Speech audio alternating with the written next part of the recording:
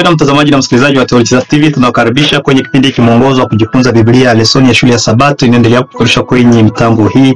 Tuko kwenye robo ya pili mwaka 2025 na somo la juma hii ya 11 linazungumzia kuhusu Ruta na Esther. Ruta na Esther. Somo la juma hii ya 11 linatosha chimbuko lake kwenye Ruta 1:1 hadi 5, Ruta 2:5, Makumi 2, Ayubu 1:6-11, Mathayo 4 sura yake ni ya 8, 9, Esther 3:1 hadi 14, Ufunuo 12:14 hadi 17. Na fungu la kukariri kabla tujalisoma nitakusihi kujiandaa vizuri. Karibuni.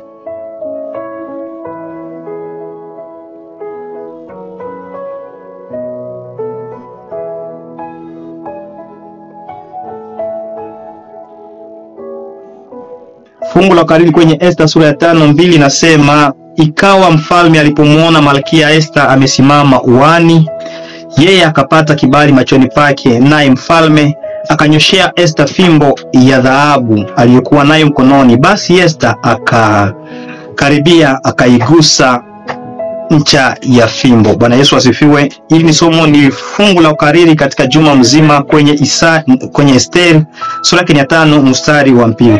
Kwa hivyo katika juma hii tunaendelea kuchunguza zaidi visa vinavyoendelea kuonyeshwa na kuonyesha kabla matukio ya siku za mwisho. Siku za mwisho zitakuwaje? Je, kuna visa katika Biblia ambavyo vinatuonesha zaidi ya vile vitakavyotokea kabla Yesu aje? Ndio, ni vile ambavyo tunaendelea kujifunza siku baada ya siku.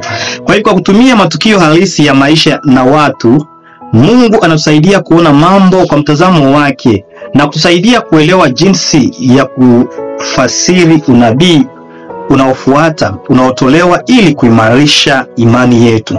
Kwa hivyo umakini wetu unawageukia wanawake wawili muhimu ambao masimulizi yao yamegusa mioyo ya vizazi vingi katika karne zote, na si wengine kunakuwa Rutu kama mnaita Ruta na Esther ambao wengine wanamuita Esteri. Basi mmoja, huyu Rutu ni mjane asiye na kitu anayepata tumaini baada ya kukutana na Boazi mwenye huruma, ambaye mkarimu, ambaye akamkumbatia, ambaye ameonekana kwa sehemu nyingine kama mkombozi wa ndugu yake.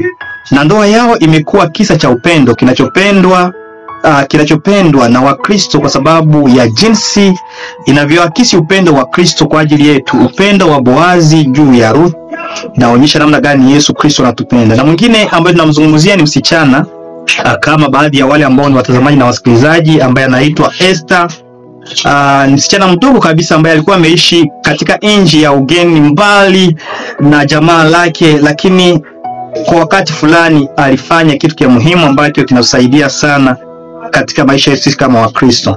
Kwa hivyo katika unabii, bila shaka mwanamke ni ishara yenye mvuto ya kanisa la Mungu, na ikifafanua kwa wazi zaidi juu ya jinsi Mungu anavyowajali watu wake.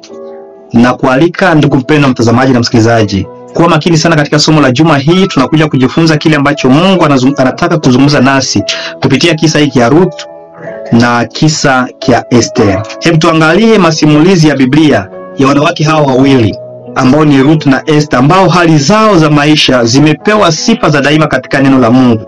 Na ili sasa tutafute kupata masomo yoyote yanayoweza kutokana na uzoefu wao, ili kwamba pia tuweze kuyaweka maanani katika siku zetu za leo. Kwenye somo ya Jumapili tunazungumzia kuhusu njaa katika nyumba ya mkate. Njaa katika nyumba ya mkate ndio somo letu la Jumapili. Jumatatu tutazungumzia kuhusu Rutu na Boazi, nini kilitokea mara walipokutana na tunaweza kujifunza nini hapo. Jumanne ni Boazi kama mkombozi, alikujaje kukomboa Ruth. Tunakuja kwenye somo lile ambalo la Jumatano, Hamani na Shetani. Kuna somo nzuri ambalo litakuja kusaidia hiyo siku na kusihi usikose, na kwa Alhamisi zitakuja kwa ajili ya wakati kama huo. Baada ya hapo siku ya Ijumaa tutakuja kujifunza zaidi, tukijibia kwa maswali fulani ambayo pengine tutakuwa tumeyapata katika majifunzo haya. Je, ni kusudi lako mpendwa mtazamaji na msikilizaji kujiunga nasi ili kwamba tupate kujifunza masomo mengi kupitia visa vya wanawake hawa wawili, Ruth na Esther? Ikiwa ni kusudi lako, nitakusihi kunyenyekea kwa ajili ya ombi. Asante Yesu kwa upendo wako. Asante kwani mara tena uko tayari kutufunza mambo mengi kuhusu maisha yetu ya leo kupitia visa vya wanawake wawili, Ruth na Esther. Bariki mtazamaji na msikilizaji na mitambo yetu yote, ili kwamba tupate kujiandaa kwa ujio wako mara ya pili, katika jina la Yesu Kristo, amina. Ndugu, na kusihi kusubscribe, kulike na kushare kwa watu wengine, kwamba sote pamoja tubariki.